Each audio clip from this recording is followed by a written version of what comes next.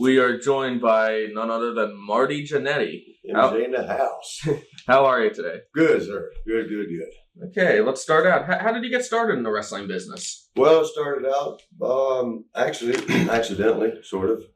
When I wrestled in high school and college, and from some of the college tournaments, promoters would come around, and even back then, I know they do it heavily now. Back then, they would come and scout around, and I had a couple of promoters, come approach me and talk about wrestling. But back then, I was big into the amateur thing and had this goal of, be a national champion, NCAA champion, and making an Olympic team.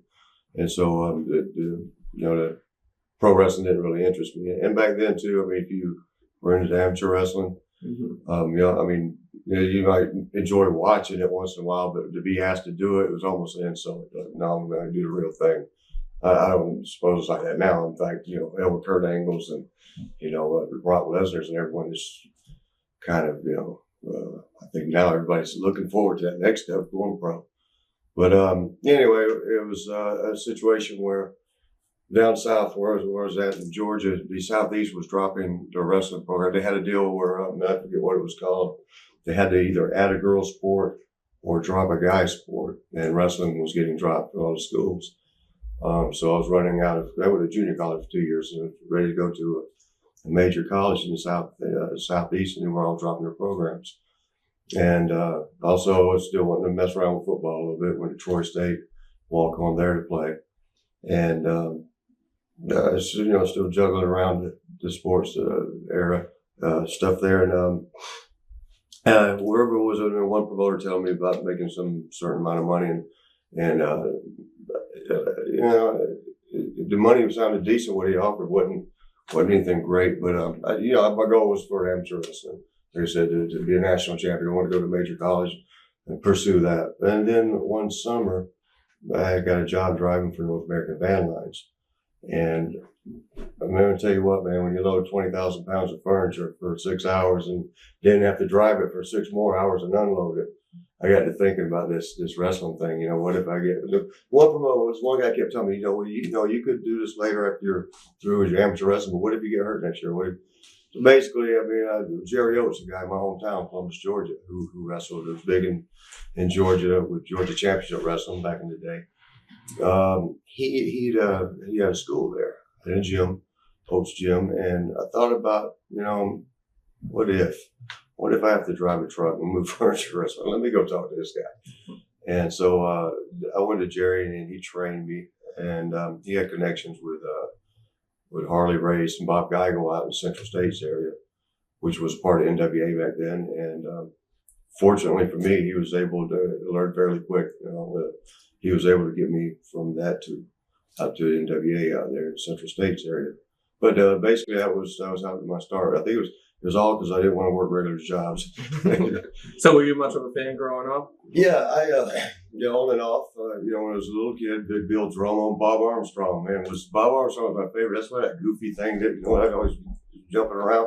Bob Armstrong used to do it a lot better. In a different way, and that's actually what I was trying to imitate when I'd ever do that. Was when I was a little kid watching Bob Armstrong do that. But I was went through phases, watched it for a while and then didn't for a while. I think I picked back up when Tommy Rich was hot. Tommy Rich was the rookie sensation, man, and him and Buzz Sawyer were having knockdown, drag out matches, and that was a big thing in Georgia. Was Tommy Rich and Bez Watley and Buzz Sawyer, and so I was getting into that. Of course, and the Andersons, Ole and Gene Anderson. And then there was another little phase where I kind of lost it, and then I think that was when I was really pushing, getting into the college wrestling, and then of course then when I got back into it, I was actually getting into it myself. When I picked back up. So. What was the training like? Were there any times where they tried to make you quit or with Jerry?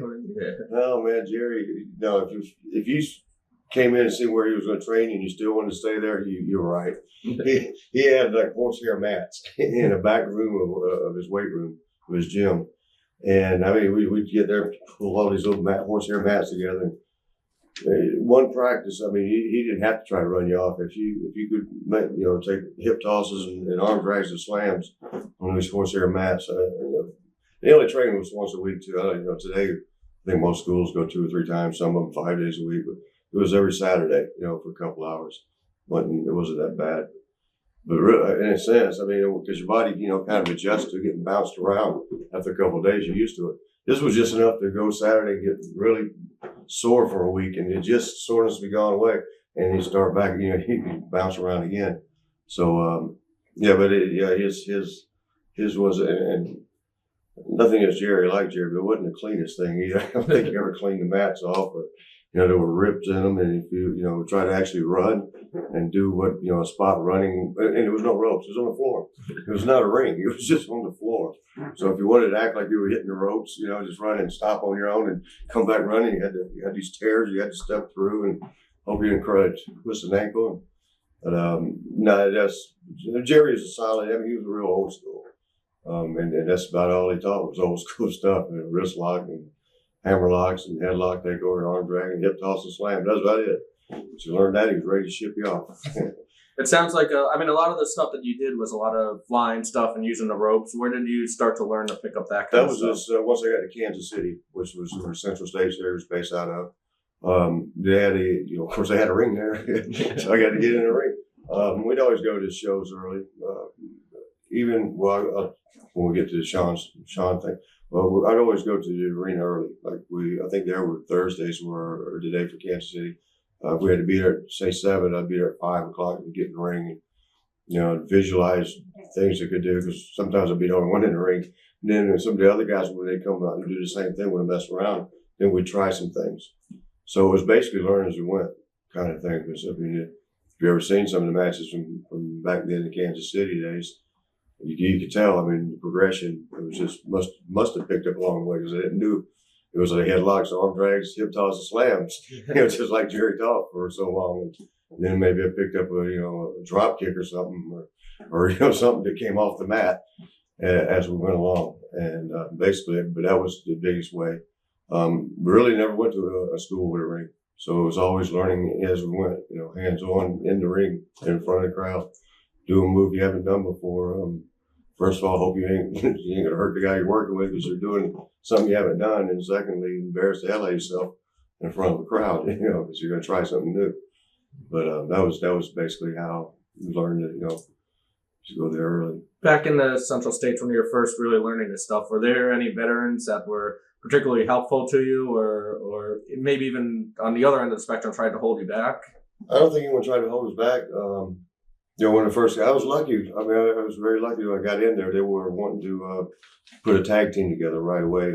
I think Rock and Roll Express was established and a hot item, and so they wanted the same kind of thing, a young team that had the flashy stuff dangling off of them, and for whatever, for teeny boppy girls type thing. Tommy Rogers, which not the Tommy Rogers of the Fantastics, is actually, I think it's Tommy Lane, but they call him Tommy Rogers, was out there, and they right away wanted to team us up, and gave us the name of the Uptown Boys, which where the hell they came up with that, but and like I say, it was sort of because the Rock and Roll Express had the little legging things, and Uptown Boys had little legging things, and Rock and Roll Express had little handkerchiefs tied everywhere, and the Uptown Boys had the same thing. I really didn't even realize at first, because somebody told me. I said the Rock and Roll Express I had missed until I got into the business. I didn't see them before. So when we were doing all that, and somebody brought, I think, a magazine or a picture, and said, "This is what you guys are rip-offs." And I looked at it. Oh man, the hell, And but the grapplers, which was Lynn Denton and Tony, Tony Anthony, who was Dirty White Boy, wrestled after so long. Were as a grapplers under master, they were great, man. We were lucky and fortunate enough to have them be the guys to because Tommy was new too. I think he probably been in business 6 months when he was out there. So the both of us got to learn from these guys. Lynn Denton was great. I mean, absolutely, it was perfect for us, and they were able to. They were very patient with us. We didn't know what the heck we were doing. They would sit down with us every night after the show, after a match, and okay, you guys, this is what you should have done. this is what you shouldn't have done. Jannetty, I don't know why the hell you did that, or whatever. But they were very patient, and I mean, we learned a ton from them. And we spent, I think we worked with them for about 4 or 5 straight months. And like I said, I thank them even today, because I mean, they were necessary at that point. It was the foundation was being laid, and it was through them. Watch thousands of exclusive shoot interviews right now on TitleMatchNetwork.com.